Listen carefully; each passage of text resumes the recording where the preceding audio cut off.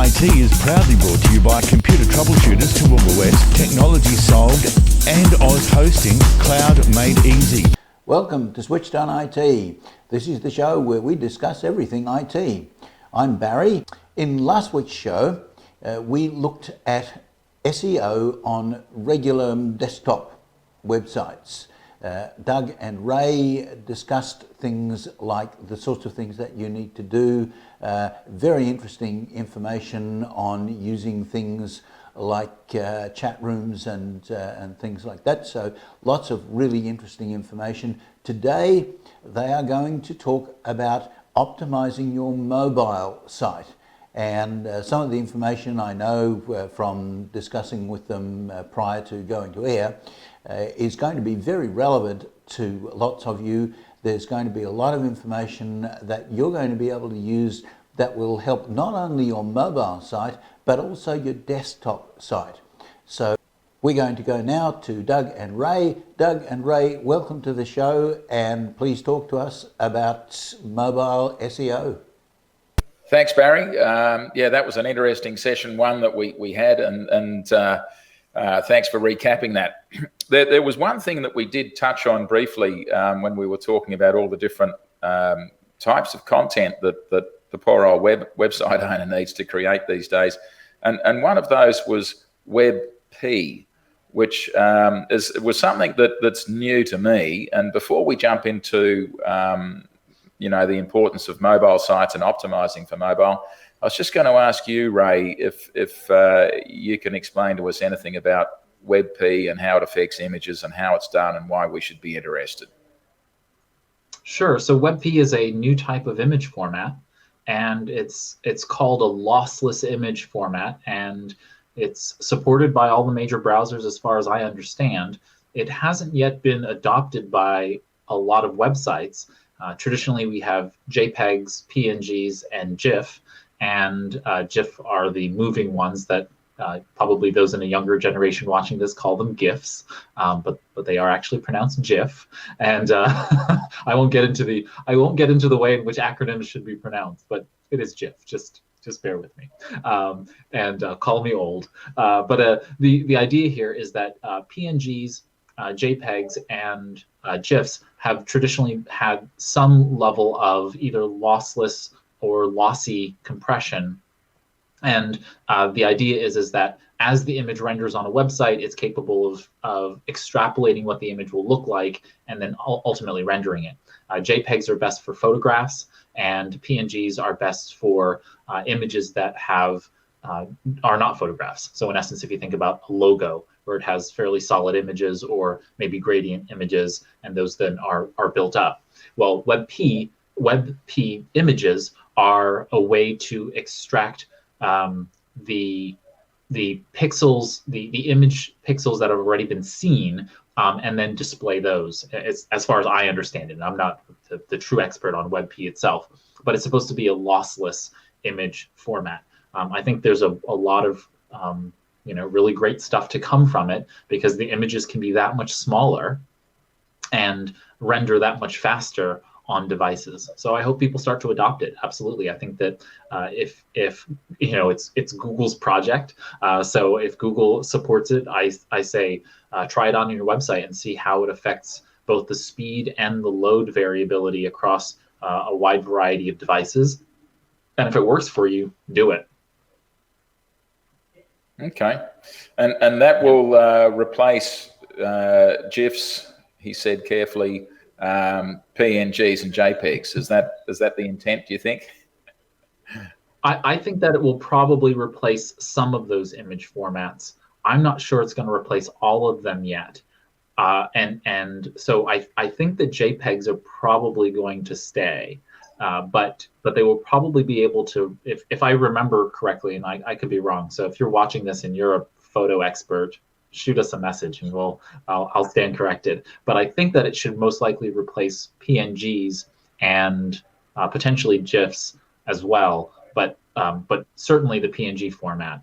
I think that for properly displayed JPEGs, there is always going to be a loss in compression.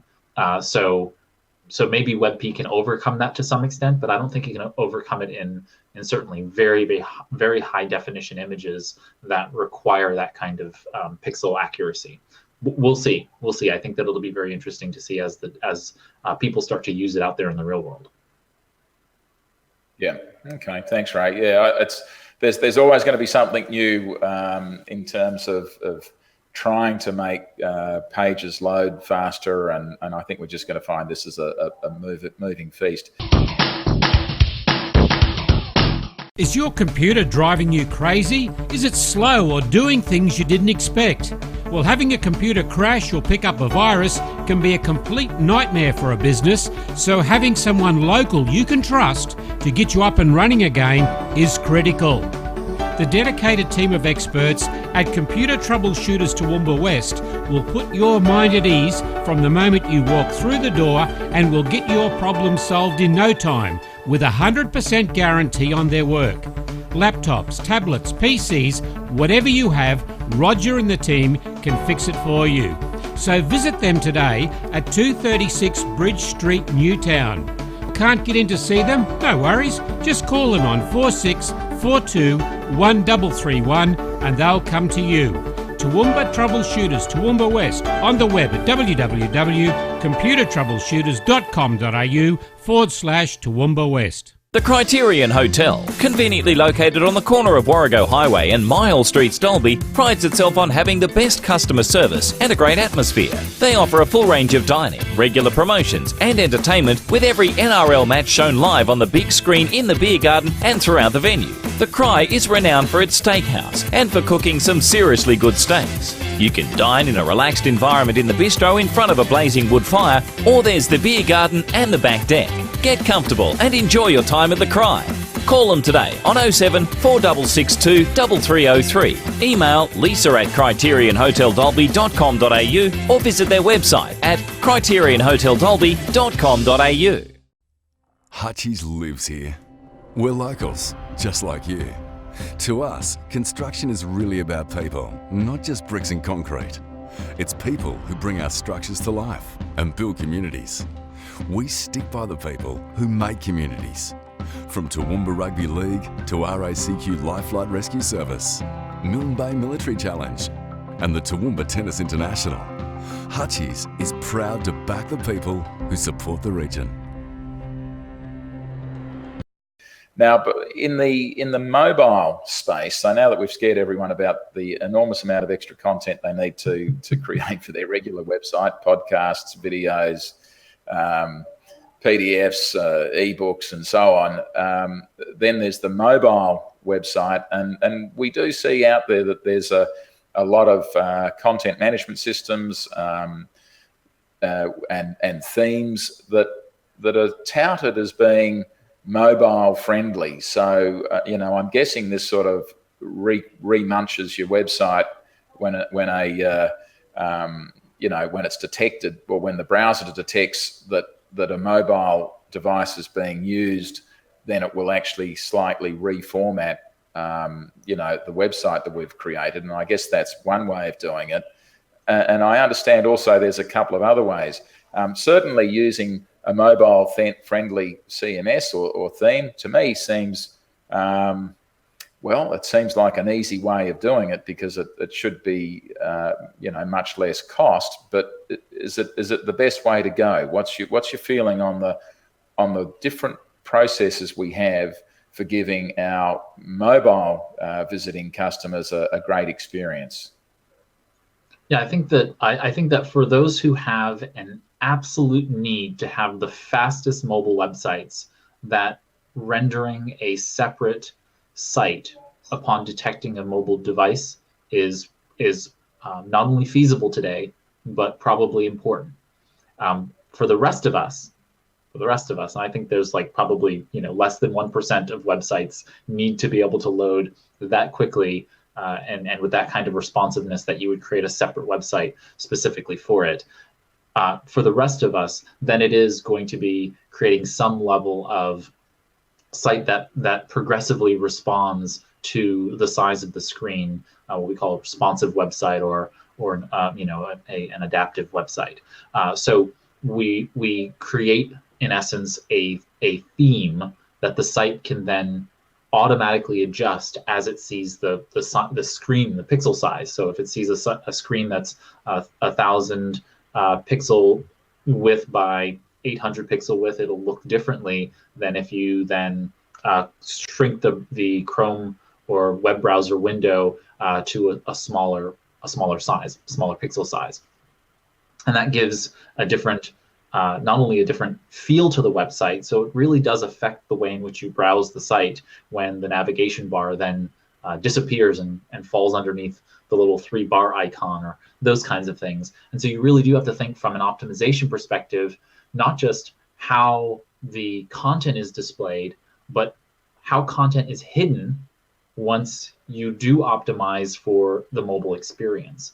So I think first things first, we can step back and talk about, again, speed and what we talked about in the last episode about server speed and all of those things actually make a much bigger difference when it comes to mobile than it comes on the desktop. Because I think people generally on a desktop are going to be connected to a stronger bandwidth, but when it comes to mobile, you might be on a cellular network, or even if you're on a Wi-Fi network, you may sometimes have reconnect, disconnect issues as you walk out of your home and step away from the Wi-Fi network and it transitions to the cellular network, for example. Well, when you're dealing with those kinds of hiccups, the site needs to be able to adapt and be resilient to the changes in speed as you make your way through. So there are some things you really need to pay attention to when it comes to that. I also think about when you create a mobile website or are thinking about mobile, you really do need to think about Google's mobile first indexing world perspective. So Google several years ago basically came up with this idea of a mobile first index. That is, what does the world look like if everything was mobile? If you developed your site as though for that case. And I wrote in my book in 2014 this idea of a think mobile first perspective. And that is, everything that you do in marketing, think about it being done on a mobile device before you think about it being done on a desktop device. And if you can do it from that perspective, reverse engineer it, then you will always make it that much more bite-sized in the sense of how much content do you create? Well, the content you would create would be little chunks of data as opposed to big chunks of data. So your paragraphs are now going to be shorter. Your sentences are going to be shorter. Your images are going to be smaller and lighter. Think about the world if it was only mobile, and then translate that to the desktop, and you will get a better, more mobile-friendly website, and you'll probably get a better website, desktop website, if you do that. Does that make sense? Yeah, that makes sense. And so thinking about that, you mentioned that there's responsive and adaptive, and then there's a completely separate standalone mobile website as sort of the final option, which is probably what somebody would do if their web traffic was better than 50%, mobile/tablet. Then you'd really need to, I think, invest in doing that. But what's the difference between responsive and adaptive content, websites? Yeah, so it comes down to really the way in which the site renders the data. So say a progressive web app, for example, is going to be a website that produces an interactive environment, and so it's capable of molding to a wide variety of different kinds of environments. Well, same thing with an adaptive website versus responsive. A responsive website is in essence the same site, but an adaptive website has specific set sizes that it's going to shrink to. So a responsive site, you can just stretch it. It's kind of like silly putty. It's elastic in that sense. Whereas an adaptive site is really set to specific screen sizes. And so as you make your way down in terms of full size screen to a lesser size screen, it's just going to grade down to the next smaller size. Whereas a responsive site, it doesn't matter what size it is, You just keep stretching it, and it becomes much more malleable. It's much more flexible in the way it works. And I'm oversimplifying it, but that's kind of how the technology works. Okay, so and what I was trying to get to in terms of cost and complexity, to me it sounds as though responsive is kind of a set and forget, versus I'm guessing that adaptive I might be able to, or my web developer, web designer might be able to set some parameters and say, all right, well, on this size screen, here are our priorities, and this is what we're prepared to sacrifice. And then maybe on another sized screen, you can set a different set of parameters. So as the screens get, you might say we've got a medium and a small screen, as well as the workstation option. Is that the way the can I structure an adaptive website in that way for those different screen sizes? Yeah, and so most often than not, you would use adaptive if you knew the sizes of the devices that you were going to be viewed on. And so for the average business owner, I would just recommend a responsive site. If you were doing something that were a little bit more sophisticated, for example, if you owned a small strip mall that had a display, a touch panel display, one that's 4 feet by 3 feet wide. Well, that's a very specific size, and that's where an adaptive site design would be very useful, because you know exactly the size of that device. When someone visits, when you load that site, you want it to actually be pixel accurate for touchscreen purposes. You want to have some control over that. So if you really know that, this particular audience loads my website from the Firefox browser on the Amazon Fire Stick on their television, right? Well, that's a very specific large screen, right? You're on a television screen. You should be able to you should take some more control over how your site loads in that environment for the type of content you're trying to produce, versus your everyday visitor to your website on a desktop or mobile device. If you don't know, or it's many different websites, then a responsive is going to be, one, more cost effective, and two, it's going to give you the widest variability, which means the greatest amount of flexibility for being able to produce the site, both on desktop and mobile. Yeah. Okay.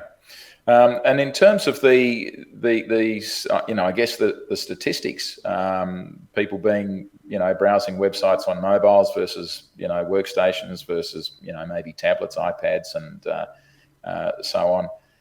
What are the trends in that? Are we above 50% website traffic as mobile? Where does that stand? Yeah, so we had a dramatic increase in the number of mobile devices that were searching and browsing the web. And now what we're seeing is that's balancing out a bit. And so we're seeing as many people on the desktop as on mobile, a little slightly over on the mobile side. And remember, we're still only at about, I think, 70% of the world is on the internet right now. So the more we get people accessing the internet, primarily probably on Android devices, we will see a proliferation of more mobile browsing usage. Now, that can sway the statistics a little bit, right? The stats can show that mobile is kind of this dominant force, but you really need to think about how your buyers, operate, and then from there, really think about the sales process, how you're going to optimize for mobile. You should always optimize for mobile. Let's be clear, right? There's nothing that I'm saying here that says you shouldn't be optimizing for mobile, because ultimately, whether the future is mobile or some hybrid, there will always be a need for you to have a website that is properly optimized for a fluid computing environment. We're just going in that direction. For example, Google is currently working on an operating system called Fuchsia, and Fuchsia is like a responsive website design. It is a flexible operating system that you could put it on your refrigerator, you could put it on your computer, you could put it on your mobile phone. You could put it on your internet router, and it's all the same operating system. And the idea behind it is that no matter what size screen, no matter what you throw it on, it's going to be able to operate and adapt to the hardware that it's using. That's the idea of Fuchsia. Well, you want your website to be kind of the same. You want your website to be as fluid and flexible in as many environments as possible. And that means you always have to go to the lowest common denominator, right? What's the slowest device with the least resources? And how is it going to load and provide a good user experience to that person? And then you can scale up, which is a full desktop environment with all the horsepower and the greatest bandwidth. But if you start at the bottom and work your way up, you're going to have a much better website than if you start with all the resources and then work your way down. Sure. So we're seeing. Go ahead. No, I was just saying we're seeing the mobile world vacillate, but we know that right now you should be optimizing for a mobile first world, and that will always benefit you, even if we swing back toward a more hybrid convergence based operating system or back to even a desktop world. Yeah. And it seems to me that, just in terms of the mobile friendly website, from my perspective as a hosting company with a lot of small business customers, in the mobile experience, I want the phone number, click to call, to be absolutely everywhere. It's interesting. I think we get less than 15% of our web traffic is mobile. When I look at the statistics, which I think kind of makes sense for a business-to-business website, because a lot of our customers are, basically at work, using, regular computers, laptops, Macs, whatever, when they're finding us and when they're visiting our website. You can certainly see that the traffic either end of the day becomes more mobile, which makes sense. If you've lost your income or had a change of earning capacity through no fault of your own and are struggling with debt that you can no longer handle, you probably feel a bit like this ant. If the struggle is getting you down and you feel overwhelmed, there is an answer. Central Liaison has helped thousands of people break free of the debt struggle by handling their debt for them. Freeze all interest, stop the harassing calls from the bank and start enjoying life again. Call them today on 0409 344 070 for a confidential, obligation-free chat about how Central Liaison can help you take your life back. The number again, 0409 344 070. Call them now. Is your computer driving you crazy? Is it slow or doing things you didn't expect? Well, having a computer crash or pick up a virus can be a complete nightmare for a business, so having someone local you can trust to get you up and running again is critical. The dedicated team of experts at Computer Troubleshooters Toowoomba West will put your mind at ease from the moment you walk through the door and will get your problem solved in no time with a 100% guarantee on their work. Laptops, tablets, PCs, whatever you have, Roger and the team can fix it for you. So visit them today at 236 Bridge Street, Newtown. Can't get in to see them? No worries. Just call them on 4642 1331 and they'll come to you. Toowoomba Troubleshooters, Toowoomba West, on the web at www.computertroubleshooters.com.au/Toowoomba West. Celebrate 100 years of rugby league in Toowoomba with the TRL's exclusive radio and TV call team. Join Obi, Cookie, Nev, George and Kelvin every Saturday from 5:30pm for the Toowoomba Sports Club Match of the Day, live on powerfmradio.com.au/special events. On Sunday, the team's back with the Power FM Hutchies Match of the Round from 1:30pm on Power FM 88 Toowoomba and online at powerfmradio.com.au/special events. You can now watch the game of the week with all the action, including instant replays of every try at 8 o'clock Sunday night on Power TV Australia. Take the footy with you wherever you go by downloading the Power TV Australia app for both Power FM and Power TV Australia. What's your observations or experience in terms of the use of click to call, and the placement of the phone number on a mobile website. Are you seeing a lot of use of it, or what's your read of it? Yeah, now that a lot of the modern CMS, the content management systems like WordPress, or even in the SaaS models where Square and Shopify and others are automatically creating those appropriate tags, so that when you put a phone number in or an address in, it becomes automatically properly identified as that and clickable. We're seeing many more websites have that available to them now, and I think that's fantastic. Anytime I see a business owner who is not properly adding those tags, I immediately encourage them to do so. Because if somebody's on their mobile phone, and for example, if I go to your restaurant website, if you own a restaurant website, why else would I come to your website? I'm not coming to read the story about why you started your restaurant. No offense, but I'm coming there because if I'm on a mobile device, I am lost. I want to know your hours of operation. I want to know how to get your menu. There are very few things a person does when they come to your restaurant website. And if you don't have ordering, for takeout or otherwise, then really it's those three, right? I need a phone number, I need an address, map, hours of operation, and a menu. Those are such basic things that not to give me click to call is just turning business away.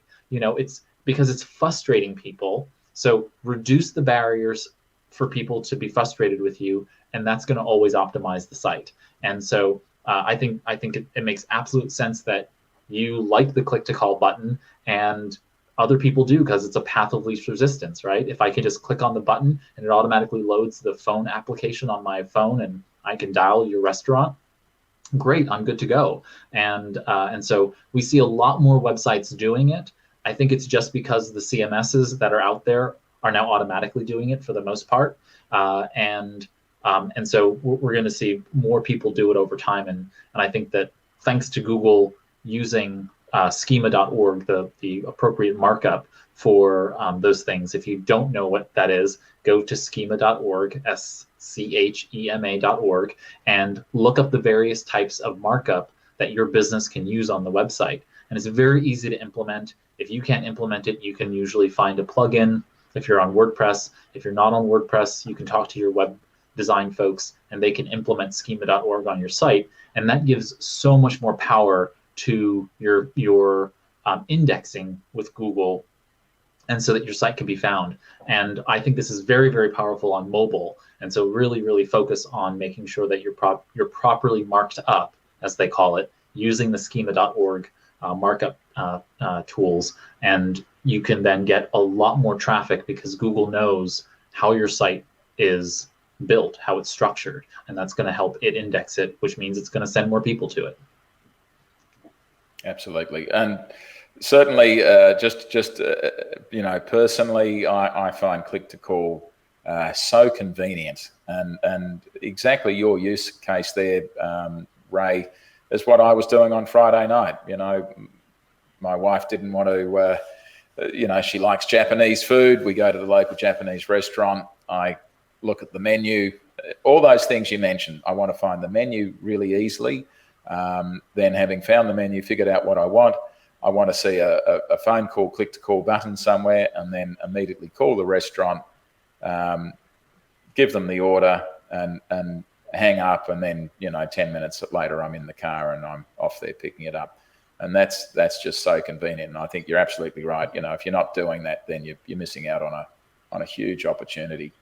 The other thing about mobile websites, and I think websites generally, we've seen that increasingly website owners are using online chat as a tool.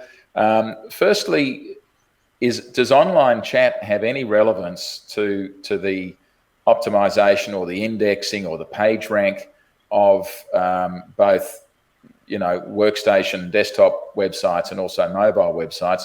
And what's your exposure or thoughts about the use of having chat on mobile websites, or at least when people are on a mobile website, are they any more likely, do you think, to engage in chat than they are on a workstation website? So 2 questions there. Well, does it help SEO, and what's the level of engagement?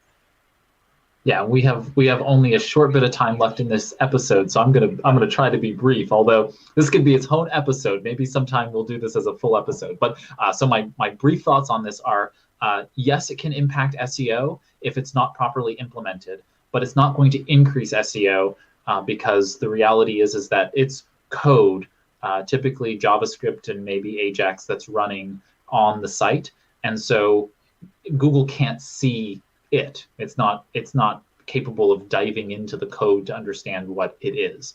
However, from a sales perspective, having live chat available on your desktop and mobile website are huge benefits to you if you are actively using the live chat. So you just can't have the live chat tool and then not use it, right? Have it not active with someone manning it. But if you implement online chat, it is a very powerful sales tool. People are much more likely to buy from you if they're able to get their question answered right now when they visit your site, have customer service issues dealt with right now when they visit your website, and they're able to then trust you by establishing rapport with a live human. And sometimes it's facilitated by bots, non-humans that then connect you to a human when necessary.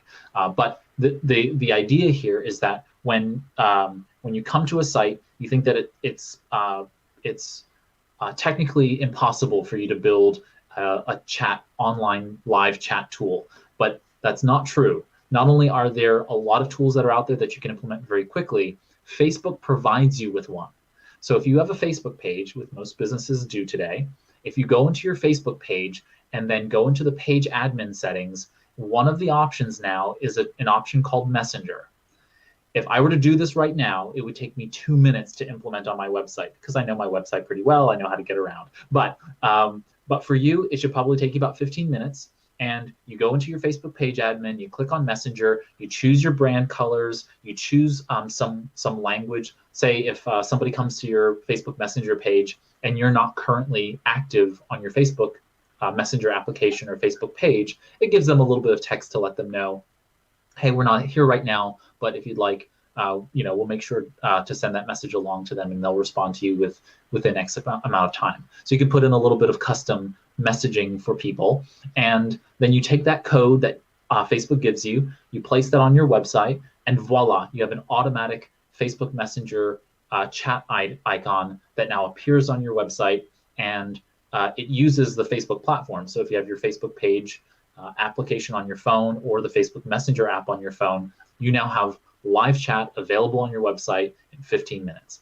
So it's very, very powerful technology. And since most people have a Facebook account, it's very easy for them to be able to utilize. Now, there are far more sophisticated tools that you can implement, but I think to answer your second question, yes, it's absolutely powerful to have a live manned chat functionality on a website. And even in my own business, we found that this is powerful, which we never thought would be the case. But we have clients who come and ask just basic questions, and they want those questions answered.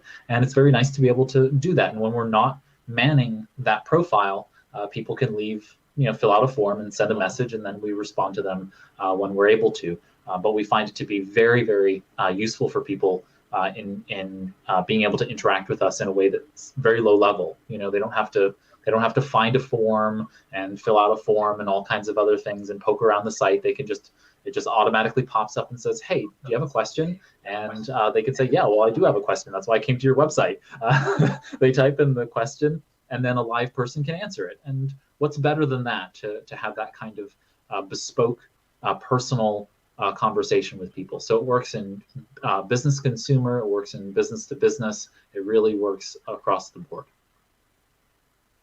Yeah, I totally agree. And I'm a frequent user of online chat, and certainly our business is, very often inundated with online chat, and very often it's existing customers just choosing a simple and easy way to either ask a question or ask a salesperson to order something on their behalf.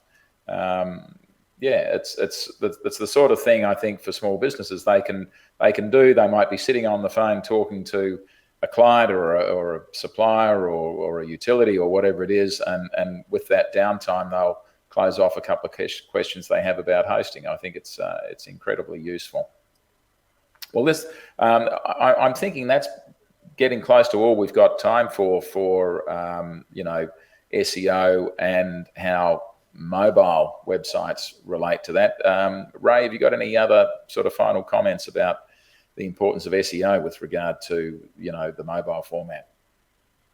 Yeah, the only final point I have for folks is to start thinking about voice search. So nowadays, when you're in the car, you're walking down the street, everywhere you are, you have a mobile device usually on you, and people are now more and more asking questions of Google and the other search engines directly from the device itself. So it's when you say, hey Google, or hey Siri, or whatever it is, those kinds of voice searches are happening on mobile devices in large numbers. And now people have smart speakers at home, the Amazon Alexa, the Google Home, Apple HomePod, and so on and so forth. Those devices are showing up, at least in the U.S. households, the numbers I know. Half of households now in the United States have a smart home speaker. Like it's remarkable, that number of people who have proliferated with these speakers in their homes, and they're asking search. So the way in which you implement that for your mobile website,